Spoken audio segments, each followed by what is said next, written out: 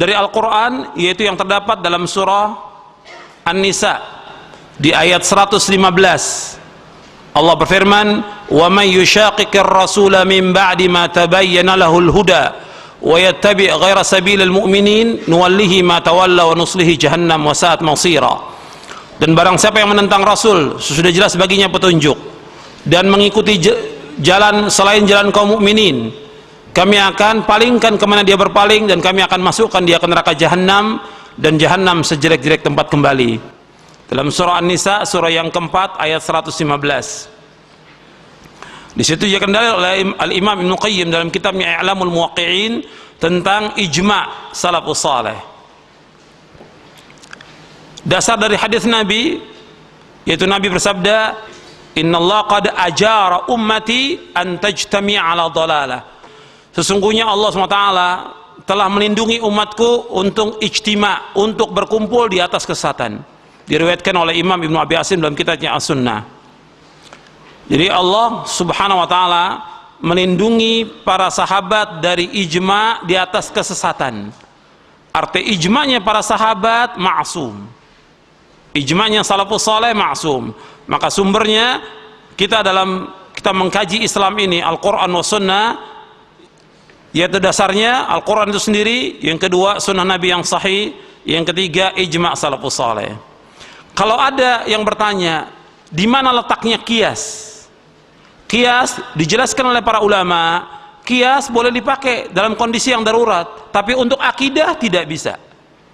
Sebagaimana dijelaskan oleh Imam Ahmad dalam kitabnya Ushulus Sunnah, sebagaimana dijelaskan oleh Imam Al-Barbahari dalam kitabnya Syarhus Sunnah, bahwa la qiyasa fil ibad, la qiyasa fil aqidah.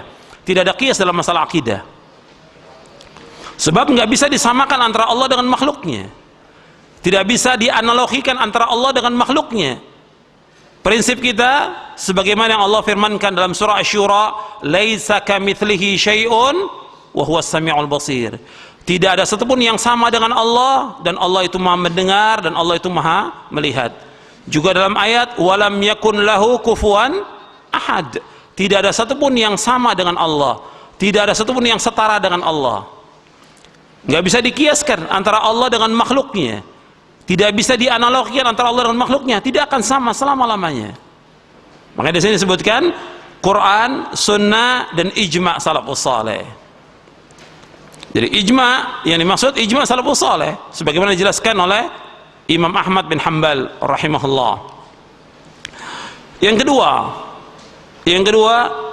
kullu ma sahha min sunnati Rasulillah sallallahu alaihi wasallam wajaba qabuluhu wa in kana ahadan. Yang kedua, setiap sunnah yang sahih yang berasal dari Rasulullah sallallahu alaihi wasallam wajib diterima walaupun sifatnya ahad, yaitu hadis yang diriwayatkan oleh seorang perawi atau lebih, tetapi periwayatannya bukan dalam jumlah yang tidak terhitung. Jadi hadis yang sampai dibagi oleh para ulama kepada kita, dibagi oleh para ulama menjadi dua, ada yang mutawatir dan ahad. Tapi pembagian ini bukan untuk menolak, dibahas oleh para ulama karena adanya kelompok yang menolak hadis ahad sebagai hujjah dalam akidah. Kita wajib menerima hadis selama hadis itu sahih, meskipun satu rawi, meskipun dua rawi, meskipun tiga rawi, selama hadisnya sahih wajib kita terima. Dasarnya apa? Dalilnya apa? Allah berfirman dalam surah Al-Hasyr ayat 7, "Wa ma atakumur rasulu fakhudhu wa ma nahakum anhu fantahu."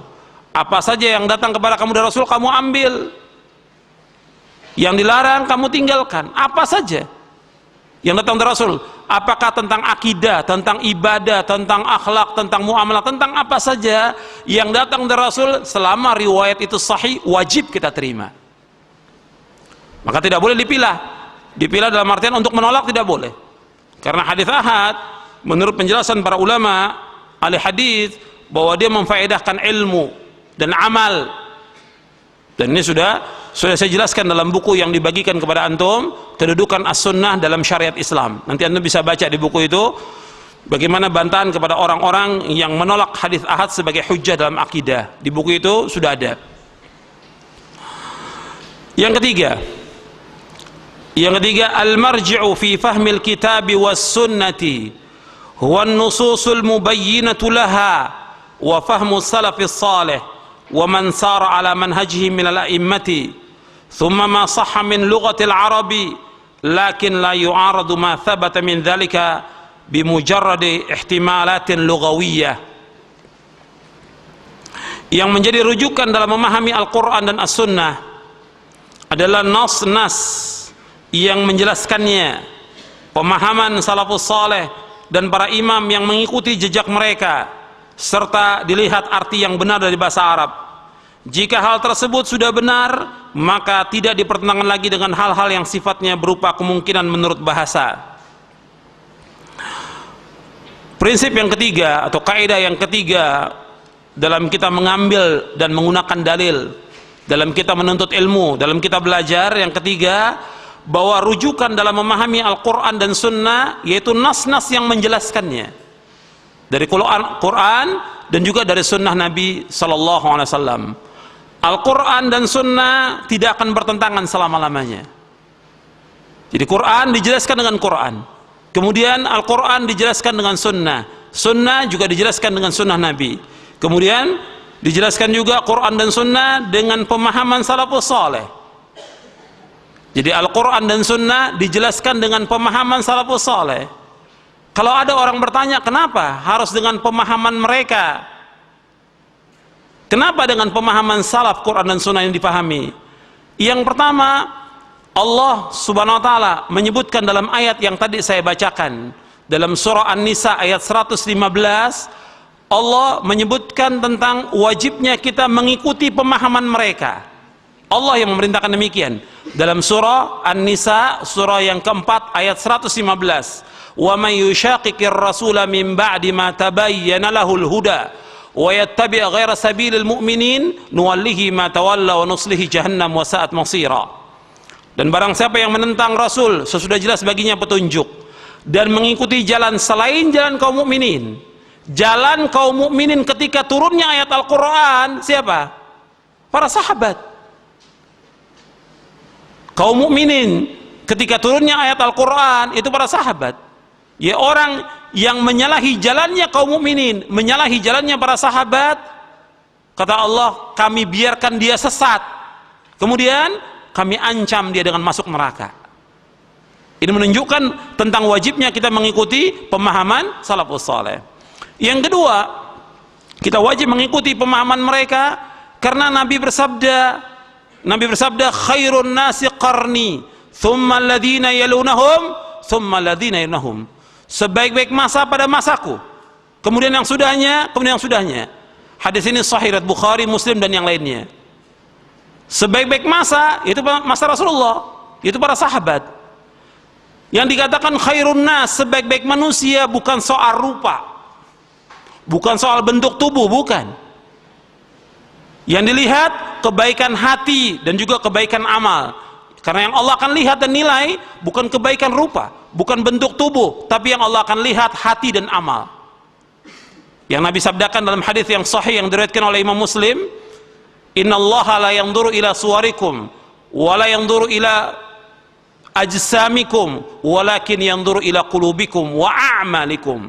Sesungguhnya Allah tidak melihat kepada rupa kamu, Allah tidak melihat kepada bentuk tubuh kamu, tapi Allah melihat kepada hati dan amal kamu. Hadis sahih riwayat Muslim. Jadi para sahabat orang yang terbaik hatinya, para sahabat orang yang paling baik tentang ilmunya, para sahabat orang yang paling baik tentang pemahamannya, para sahabat orang yang paling baik tentang akidah, akhlak, muamalah, dakwah dan yang lainnya. Maka kita diperintahkan untuk mengikuti jejak mereka. Karena pemahaman mereka pemahaman yang benar. Karena itu Rasulullah SAW bersabda, disuruh kita untuk mengikuti pemahaman mereka.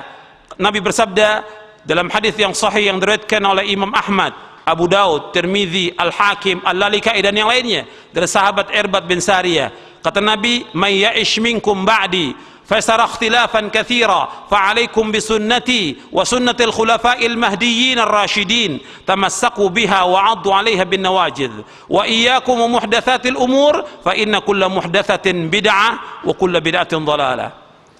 Nabi SAW